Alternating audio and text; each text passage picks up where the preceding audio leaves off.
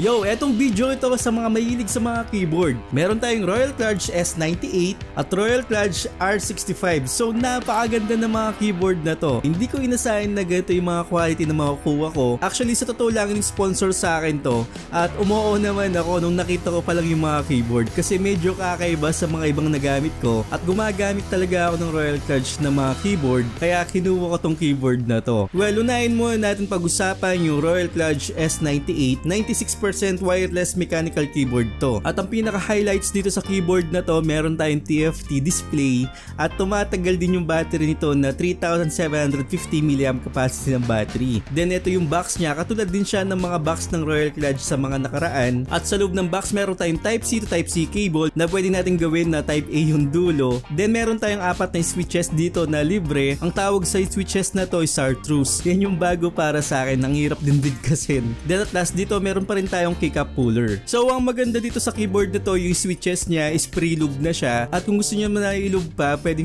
naman. At nagugustuhan ko naman yung switches na to. So ito yung sample sounds ng keyboard natin, kayo nang bahala umusga kung nagugustuhan nyo yung sounds nito.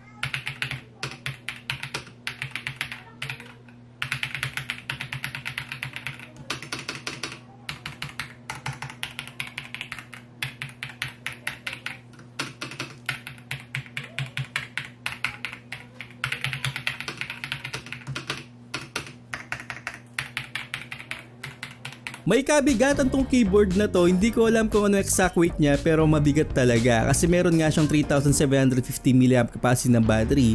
Then sa likod meron tayong Type-C-A dito, tapos yung Type-C port natin para sa charging at connection na rin dun sa PC natin. Then meron tayong power button dito at switches din dito para kung sakaling switch tayo sa Bluetooth, mga Wi-Fi connection, pwede po to kasi meron tayong extra na switches dito. Then sa baba naman may mga stand to para ma-elevate nga natin yung keyboard natin. So malaking points yun para sa mga ganitong keyboard. So pwede natin i-customize yung keyboard na to, depende sa gusto natin, may mga macro pa yan. At yung mga RGB lights naman pwede nating palitan, depende sa gusto nyo. At marami tayong magagawa dito sa applications niya. So mag-download tayo ng applications ng Royal Kludge at mako-customize nyo na yan depende sa gusto natin. So marami kayong paglalaruan dito. Pero ang pinaka-highlights talaga dito yung TFT display niya na hindi natin nakita sa ibang Royal Kludge, diba? So meron tayong TFT display dito na pwede nating palitan yung animation. So depende pa rin sa inyo yan. Pwede tayong mag-download dyan sa Google. At ako nagustuhan ko yung Pikachu na to. At meron nga tayong Metallica na GIF dito. Then may knob tayo dito para sa volume natin. Kung gusto natin taasan yung volume tsaka babaan, pwede po sa knob na to. Pero maraming settings to na ipapakita ko sa inyo ngayon. So ito yung knob niya, pwede natin i-click yan. Tapos makikita natin yung mga iba't ibang settings like yung Bluetooth 1, Bluetooth 2, 3. Then yung USB na wireless natin na direct dun sa PC, nandito rin. So ito yung gamit ko, nakalink po yan. So kung gusto nyo na ng wired, yan, pwede rin to. Ito naman yung home. Dito ka pipili kapag yung GIF mo o yung time. Kapag yung GIF, yun nga yung lalabas. Actually, isa lang yung pwede nating i-store dito. Kung magpapalit tayo ng ibang GIF, didiretso rin tayo sa PC natin. Pero kapag nilagay natin sa time, balik tayo dito sa time. Sa home pala. Home. Then time. Makita natin yung time, tapos yung battery percentage natin, tapos yung date ngayon, yan. Then yung mga ibang information po dito. So balik tayo dito, may mga languages din tayo dito, Chinese, English. Then maka-customize din natin yung brightness natin. Yan. So masarap din siya i-click.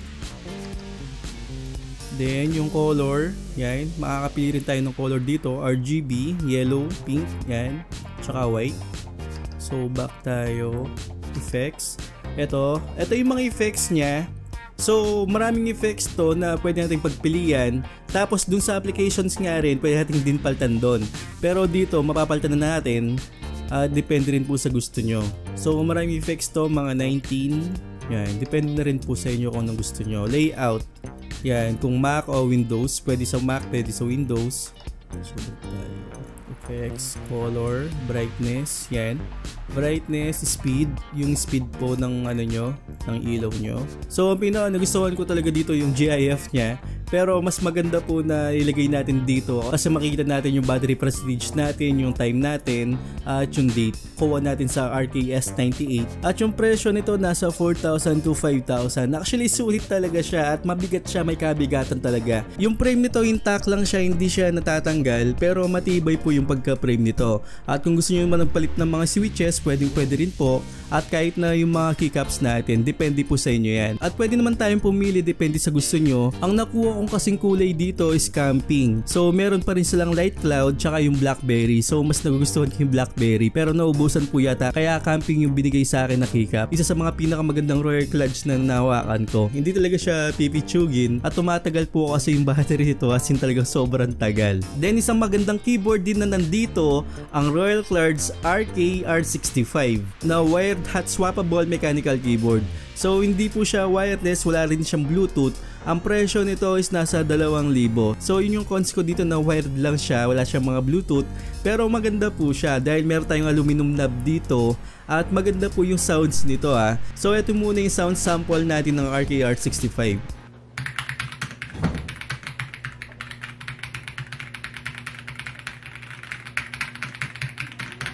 So ito yung box niya, may kasama rin tayong switches dito na ang tawag nga nila is chartreuse. Hindi ko alam kung saan nanggaling yung pangalan na yon, pero maganda po yung keyboard na to at na-review naman kung anong sounds niya. Mas nagugustuhan ko siya dun sa RKS 98 kasi parang mas buo yung sounds niya at sobrang clicky na masarap talaga sa tenga. Then may preloop na rin po to, pero yung pinaka-highlights nga po dito yung knob niya na ma-adjust nga natin yung mga volume natin at marami pang iba. So sa dalawang keyboard na yan, meron tayong mga manual at kung naguguluhan kayo, mas maganda na basahin nyo yung mga manual dito. So straightforward lang naman itong mga mechanical keyboard na to at mas napopormahan ako dito sa RK65 dahil din sa keycap niya. Then sa likod naman ng RK-R65 meron din siyang stand para ma-adjust natin sa height na gusto natin at kung di ako nagkakamali parang 66K lang nandito. So yung isa mas marami kasi meron tayong mga number doon at marami talagang mga buttons. So nasa 2,000 po to. Yung mga link ilalagay ko po sa description para makita nyo. At pwede tayong bumili ng dalawang kulay dito, isang black tsaka isang green nga na mas nagugustuhan ko naman dito yung black kasi mas maporma siya. Pero maganda naman yung kulay green dito. So ilalagay ko na lang yung mga ibang information dun sa baba.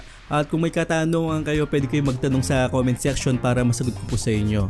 So I hope na nakatulong ako sa inyo at huwag nyo kalimutan mag-subscribe sa channel ko at hit yung bell icon para sa mga ganitong unboxing reviews, bagong kalaman at katarantaduhan sa channel na to. So once again, ako po si Paul.